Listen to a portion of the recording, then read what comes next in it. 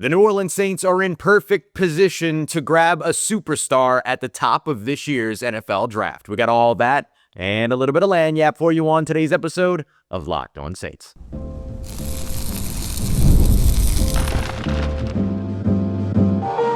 You are Locked On Saints, your daily New Orleans Saints podcast. Part of the Locked On Podcast Network, your team every day. What is good, Who Dat Nation and Who Dat family? I am your host, your friend, Ross Jackson, New Orleans native, your New Orleans Saints expert and credentialed member of the media covering those New Orleans Saints as the Saints beat writer over at LouisianaSports.net and Saints analyst with WWL TV. And on today's episode of Locked On Saints, we're taking a look at our post-combine 7-round mock draft here on a Fat Tuesday. Happy Mardi Gras, everybody. We're going to get to 3 sleepers at the end of the draft, including one that could be the steal of this year's selection process. We'll take a look at an explosive running back that could lead off or be a part of day 2 for the New Orleans Saints that doesn't require them to take one in the earlier rounds. And we'll take a look to lead everything off with 2 home run picks that land the New Orleans Saints a fan favorite, as well as addresses their defensive tackle concerns. We got all that coming up for you on today's show. We appreciate you, whether it's your first time or your next time, for being here with us this time, making us your first listener, for being in every day or here on the show, which is a proud part of the Locked On Podcast Network. Let's get right to our 7-round mock draft, and we're leading off with the biggest selection of this draft. At pick number 9, a fan favorite in Penn State tight end Tyler Warren. The New Orleans Saints are in position at pick number 9 overall to land a superstar with their selection. And there's not a lot of superstars, right? There's a lot of starters in this year's draft class, but there's not a lot of quarterbacks.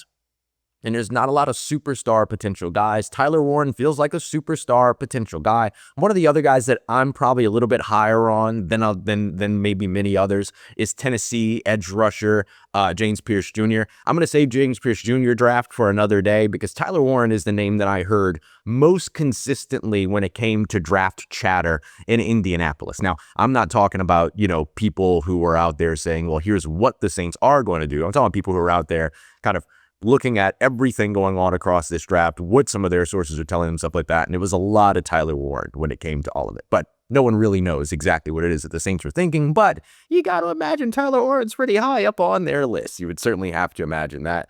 I'm still very much an advocate for Teteroa McMillan, the wide receiver out of Arizona here, if he is available. The mock draft simulator that I ran, he was not available for this pick, so it was easy for me to go with Tyler Warren, but that's another superstar potential guy, in my opinion, that also could be the selection at pick number 9. But I do think that a guy like Warren makes a lot of sense for the New Orleans Saints, and in particular makes a lot of sense for Kellen Moore. His ability to move all around the offensive line, the offense is major to me and is a big time boost or boon, if you will.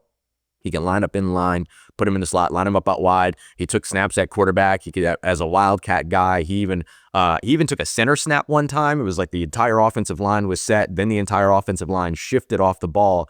Tyler Warren moved over to be the center, snapped the ball to the quarterback. The quarterback threw it out. This is against USC.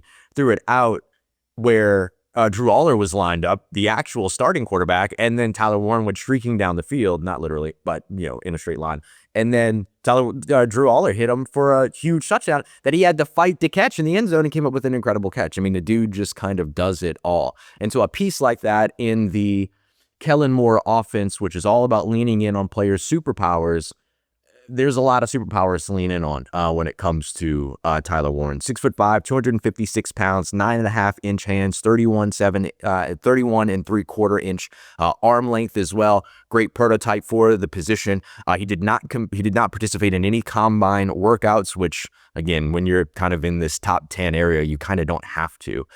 Finished 2024 with 104 receptions, 1,233 receiving yards, along with 8 touchdown catches. Also ran the ball 26 times for over 200 yards and 4 rushing touchdowns, threw passes as well. I mean, the guy kind of did it all. So here we go. Superstar in New Orleans. The next New Orleans Saints superstar could be Tyler Warren, who we're taking here in round 1, pick 9. Now we'll look at other first round picks next week and stuff like that, but let's roll on here because coming back at the top of day 2, I really wanted to address the defense, right? I didn't want to get too offense heavy, get too defense heavy early, anything like that. I kind of wanted to balance all of this out. You got a new offensive play caller and you got a new defensive play caller. Show both of these guys some love. So at round 2, pick 40, I went with Ohio State defensive tackle Tyleik Williams, bringing back the Ohio State to New Orleans pipeline, baby. Let's get it. Williams is a really interesting player. He is big, but he's also very athletic at the same time. He can move around the defensive line. He can play kind of that 3-tech, penetrating like between the guard and tackle, but can also play nose tackle and line up nose to nose with the center. 6'2", 334 pounds. He's a big dude, but again, moves incredibly well. 10.25-inch hands as well as 32-inch arm length, so good length at the position. Finished 2024 with 46 tackles, 8 of which were for a loss, 2.5 sacks, and then also batted 1 pass down at the line. He's not going to be the big pass rusher guy for you. That's not necessarily what you're getting in a Tyleik Williams, but that's okay. That's not really what you're looking for either. What you're trying to find here, for the most part, is somebody that's going to be able to come in and anchor a defensive line, right? We always talk about changing the numbers on the defensive line and stuff like that, and Tyleik can be one of those number changers.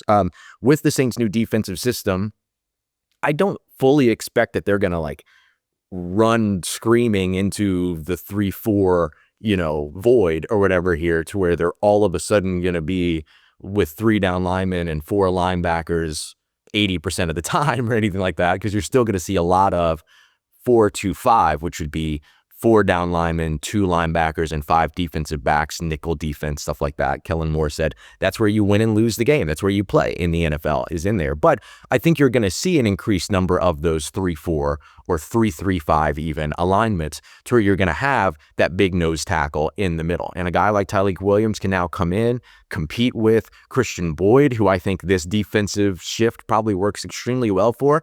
And if the New Orleans Saints hang on to him, they also have John Ridgeway that they traded for at the beginning of last season. If Brandon Staley likes him as much as Dennis Allen did to go ahead and send a pick to bring him over to New Orleans, then I think that there's a chance that he could be another guy that could plug into that role as well, while also being, just like Tyleik Williams, a little bit more versatile, moving around 3-tech, 1-tech, 0-tech kind of stuff.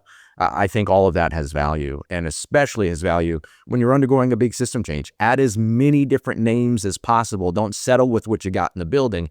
Bring more people in, generate and garner competition, because at the very worst, the competition makes those guys you already have in your building better, right? It pushes them, all those other things. And I think Tyleik Williams could be a guy that can come in, compete formidably, and then also potentially win the role if given the opportunity. And again, Ohio State, you're getting pro-ready guys, all this other stuff. Like there's good investment here at round 2, pick 40. So I really like Tyleik Williams. I like him here at 40. I like Tyler Warren. And so this is where we're leading off the draft. But coming up next, we didn't go with one of my favorite picks in the first round, which is Ashton Jeanty, the running back out of Boise State, who I think the Saints might need to avoid. And if they do that, then it doesn't mean that they miss out on running backs, because there are some fantastic running backs later on in the draft. And we're going to grab one of the most explosive yet underutilized players in college football this past offseason as we continue on with this mock draft here.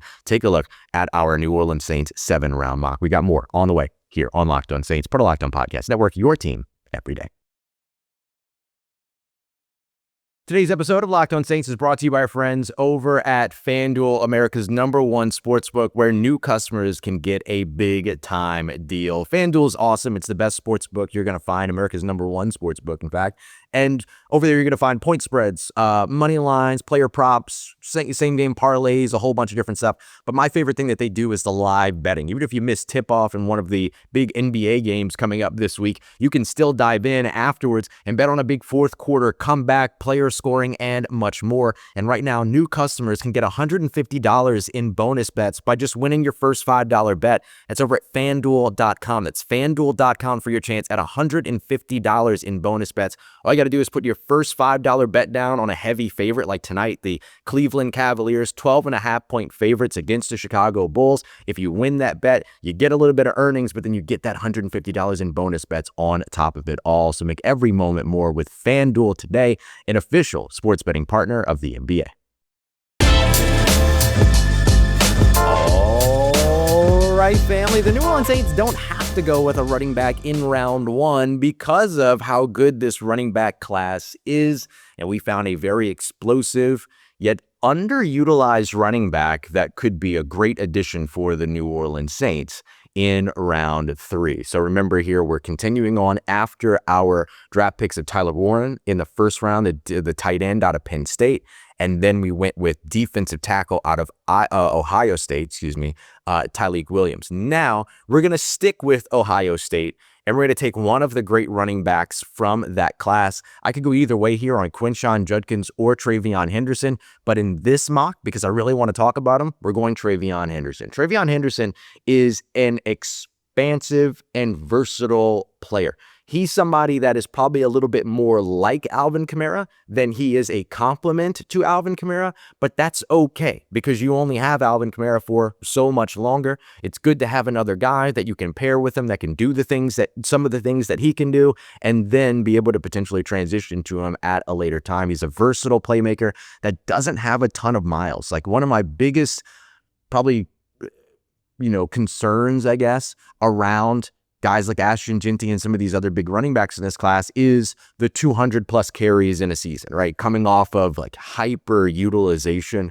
during that time, being the workhorse. That has not been the case for TreVeyon Henderson, who in 2024 ran the football just 144 times and put together a 1,016-yard season with 10 rushing touchdowns in the midst of it all. The guy's hyper athletic. He's versatile. He can do a lot of different things with the ball in his hands as a receiver, as a rusher, all those other things.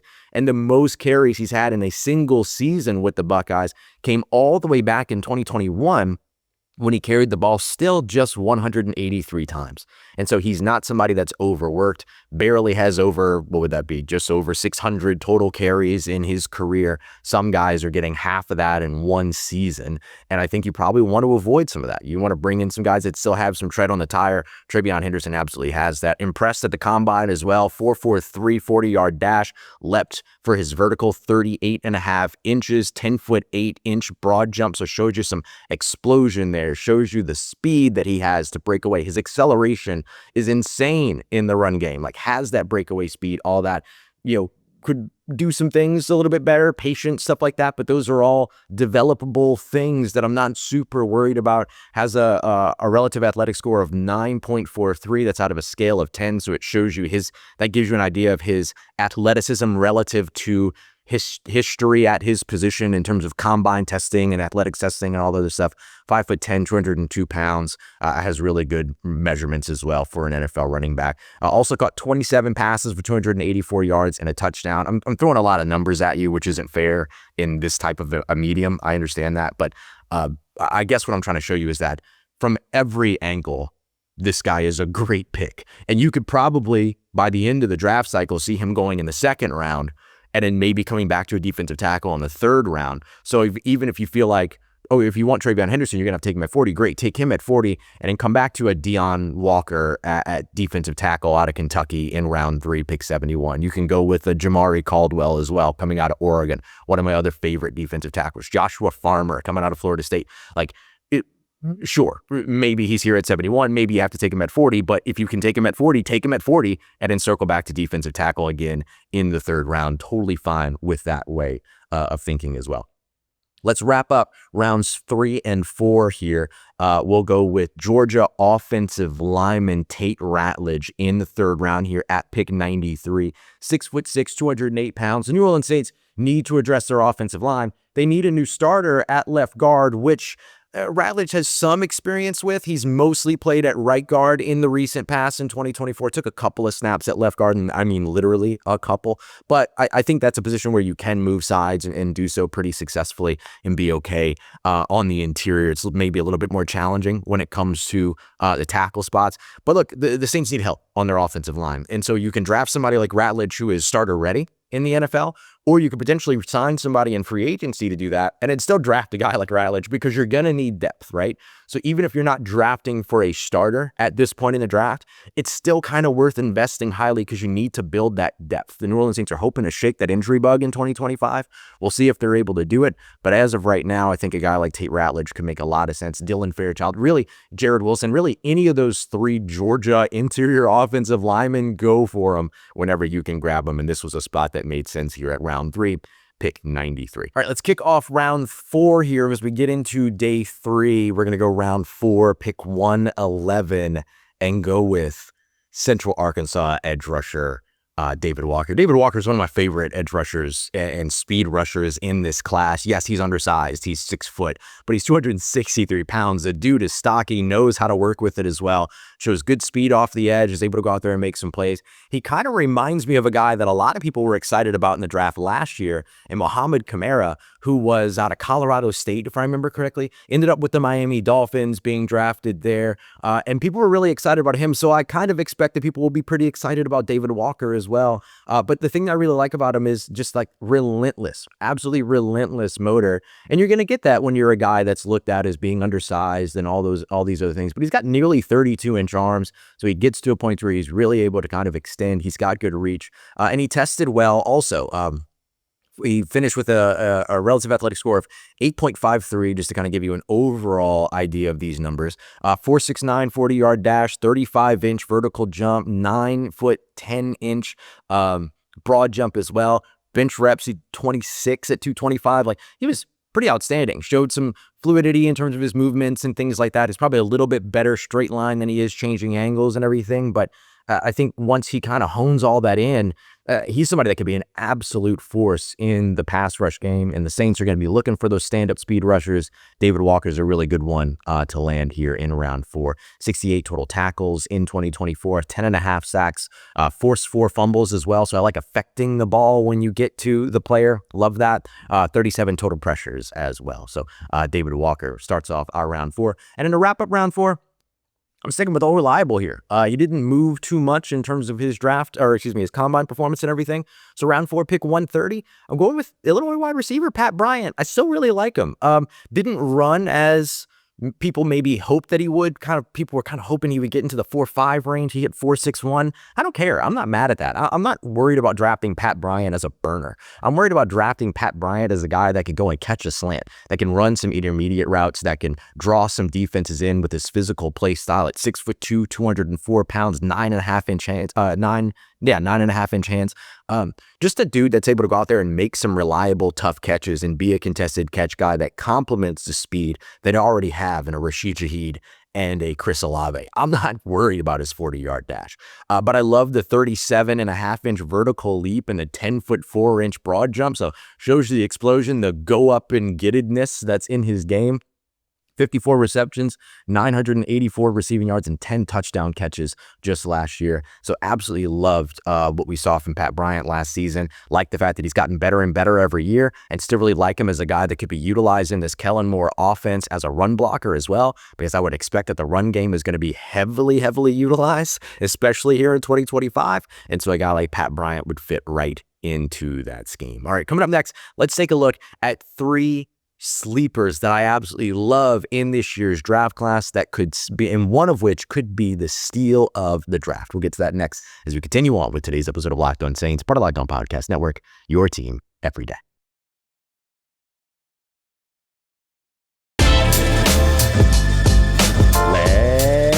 Let's get it, Who Dat Nation. Usually I keep my expectations low for draft picks from rounds 5, 6, and 7. You're an everydayer. You probably know that about me already.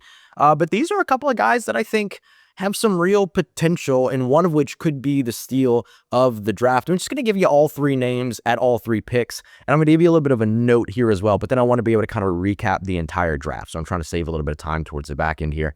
But at round 6, pick 185, which is kind of a projected pick. Some spots show it as late as like 205, so somewhere in that range. I went with USC cornerback Jalen Smith. I'll tell you more about him in a second. Then I went with the guy that I think is the steal of the draft, could be a late day 3 selection, wasn't invited to the combine, probably the biggest combine snub. He's going to shoot up boards, but this is the opportunity in the space where it makes sense to talk about him right now. Round 7, pick 251. I went with Missouri edge rusher Johnny Walker Jr.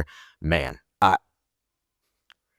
the fact that we're talking about this guy as a day 3 pick at all is kind of wild to me, but we'll come back to it.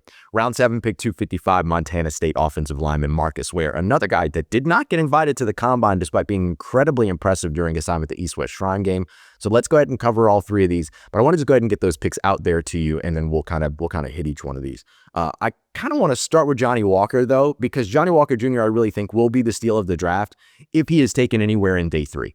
Rounds 4, 5, 6, or 7, he could be the steal of the draft for me. 6'2", 246 pounds was his testing weight. He was up at 250 in terms of where he was playing. I think that's a good size for him. 10-inch hand size, 33-inch arms as well. This dude is the prototypical stand-up speed rusher. You'd like for him to be a little bit taller, but I'm okay because he knows how to utilize his leverage. And he shows up in some of the biggest games. He had a huge game, 2 sacks up against Alabama. Probably some of the best, like, get low and kind of uprise chop work and all that other stuff, like all the things that he did throughout that game and all the things that he did throughout 2024. Excellent.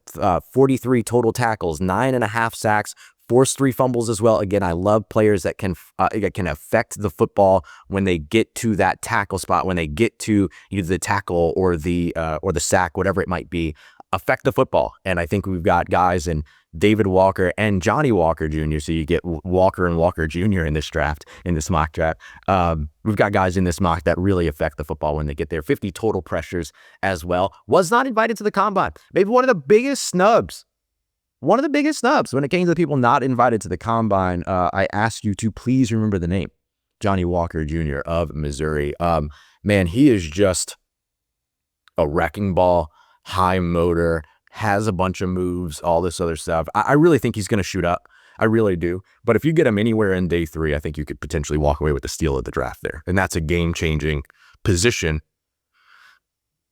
to land the steal of the draft in day 3, right? Like, land and steal the draft at edge rusher in day 3, insane. So I'll be very curious to see how his stock is impacted, especially the more and more that we talk about him here on Locked On Saints, because I know all 32 NFL teams are listening here.